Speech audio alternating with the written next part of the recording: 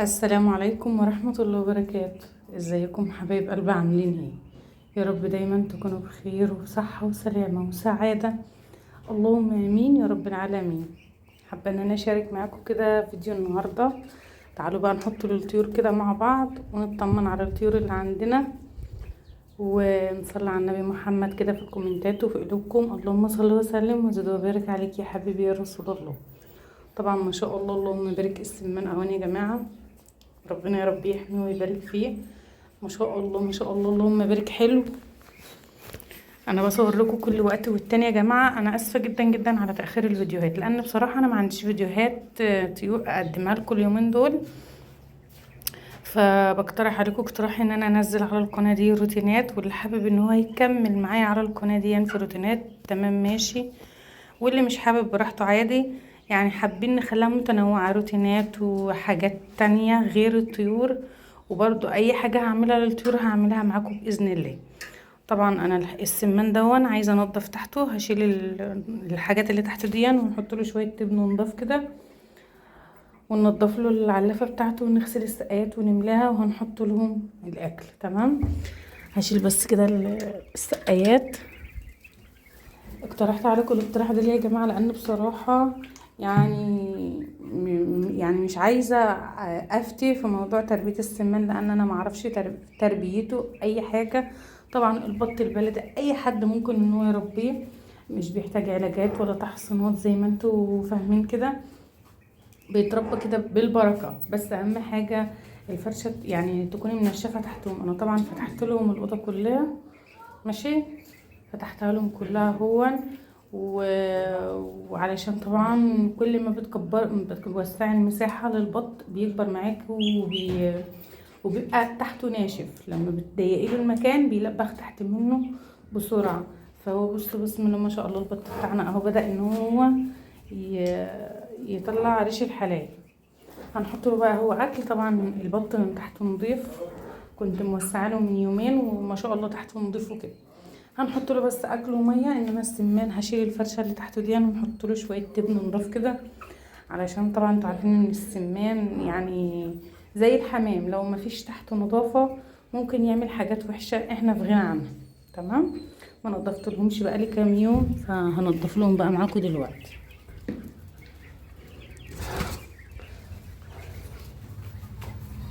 تعالوا.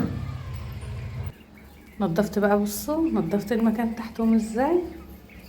شلت الفرشه اللي تحتهم. على فكره تنظيفه مش متعب يا جماعه، الحمام بتاع السمان مش بيلزق في الارضيه، بيبقى على الوش كده، خصوصا ان انت بتبقى فرشه شويه تبن، فبي بي بي بيشيل الحمام بتاعه من الارضيه، فبتكنسيه على طول كده، ما بياخدش منك ولا تعب ولا مجهود ولا اي حاجه. وما شاء الله السمان بتاعنا اهو طبعا كبر يا جماعه، اكيد اكيد كبر ما شاء الله. عايزين نحاول ان احنا نذبح منه، بس حاسه لسه صغير برضو. انا هفتكر انا جايبهم ايه واشوف عمره قد ايه حاليا، ونشوف ينفع يتذبح ولا لا. بس نحط له بقى الاكل.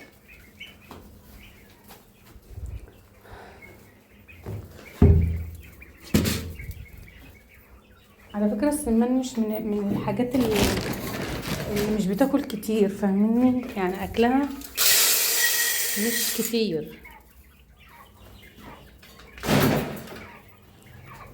يعني حاجات بسيطه كده، اقل اكل بياكله. غسل الساقات على فكره وما هحطها لهم، لان انا مش عارف احطها لهم وانا ماسكه التليفون. حطيت لهم بقى كده الميه والاكل بتاعهم، هنسيبهم بقى ياكلوا بسم الله ما شاء الله اهو ويشربوا. طبعا لازم نغير لهم كده السقايات بتاعتهم ونغسلها وننضفها ونحط لهم ميه نظيفه.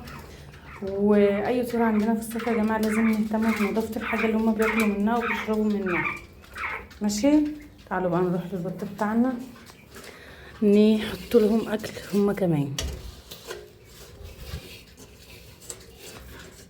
عايزه اكبر لهم العلافه دي صراحه، يعني هجيب لهم الكبير.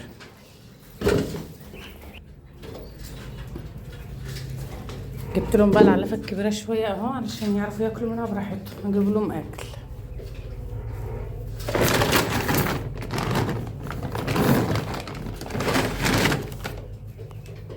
بسم الله ما شاء الله. ربنا يبارك فيهم ويبعد عنهم اي حاجه وحشه يا رب. هغسل لهم بقى السقايه واحط لهم ميه نضيفه. حطيت لهم بقى كده الميه، حطيت لهم الاكل، وظبطنا برضو البط بتاعنا ما شاء الله. ربنا يحميهم ويبارك فيهم يا رب. تعالوا بقى نطمن على البط الكبير ونشوف قدامه اكل ولا مش قدامه من اخر النهار. فببقى حاطه لهم الصبح لو في قدامهم يعني يا اما هزود يا اما ما بحطش، ونغسل لهم المسقه بتاعتهم وكده. فزي ما قلت لكم يا جماعه، موضوع القناه ممكن انزل فيه روتينات، ممكن القناه دي انزل فيها روتينات، لان انتوا في ناس منكم عارفه ان انا عندي قناه تانية اسمها يوميات ام كنز، بنزل فيها روتينات ووصفات واكل والحاجات اللي زي دي. حابه ان انا اخلي القناه دي برضو متنوعه، وروتينات برضو، لانه من بعد ما وقفت تربيه الفراخ التسمين وزي ما انتوا عارفين انا بقالي فتره مهمله في القناه دي، لان بجد مش لاقي حاجه اقدمها لكم.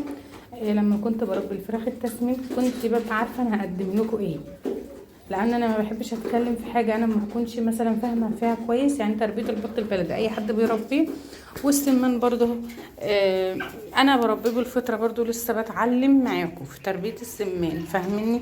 فعلشان كده عايزه انزل معاكم روتينات على القناه دي. اللي حابب بالله عليكم تكمل في القناه يشجعني كده ويقول لي قدمي لنا روتينات في القناه دي كمان، وهنقدم روتينات في القناه دي وفي القناه التانية، ومحتاجه تشجيع. تمام، لان انا بقالي فتره مأهمله معاكم في القناه دي، اقسم بالله غصب عني يا جماعه، اقسم بالله غصب عني. ما بحبش انافق، ولا بحب ان انا اطلع اقدم لكم فيديو ما فيش منه اي هدف، ما تطلعوش منه مستفيدين باي حاجه. انا بزعل جدا لما بقدم فيديو مش مستفيدين منه.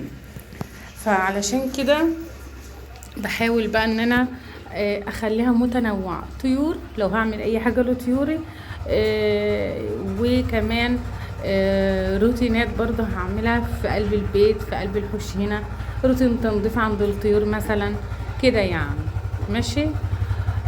بس محتاجه بس منكم تكتبوا لي في الكومنتات وتقولوا لي ايه رايكم في الفكره دي. انا بقترحها عليكم لسه، على فكره لسه انا اخدت قرار بيني وبين نفسي، بس لسه ما قلتش او لا. يعني القرار انتوا بقى اللي هتشجعوني عليه. ماشي يا حبايبي، تعالوا بقى نحط الطيور التانية ونطمن عليها. تعالوا بقى نحط اكل. اقفل بس ورايا. تعالوا نحط اكل بقى للطيور دي. هي قدامها شويه دش وتقريبا هيكفوهم لغايه بكره. ايوه قدامهم دش يا جماعه، مش عايزه احط اكل كمان.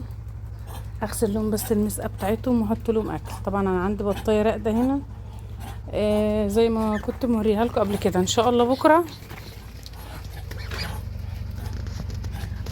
هنفرز بيضها ونشوف لو في بيض مش كويس تحتها ولا حاجه نشتاله. وعندي بطه بسم الله ما شاء الله هناك اهي رقدت، لسه راقده امبارح اهي. فربنا يكرمنا كده فيهم ويطلعوا لنا يا رب كده، ونربيهم معاكم باذن الله ان شاء الله تعالى. اغسل لهم المسقه بقى واحطها لهم. غسلت لهم بقى كده المسقه اهو. طبعا لازم الميه تكون نظيفه يا جماعه. طبعا الناموس هنا شغال الله ينور.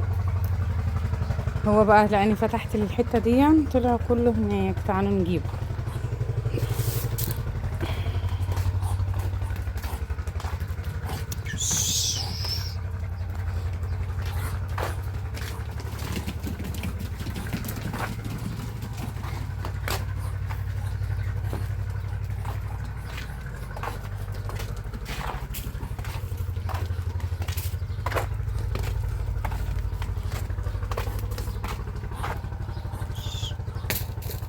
هقفل بقى على طيوري وهنروح.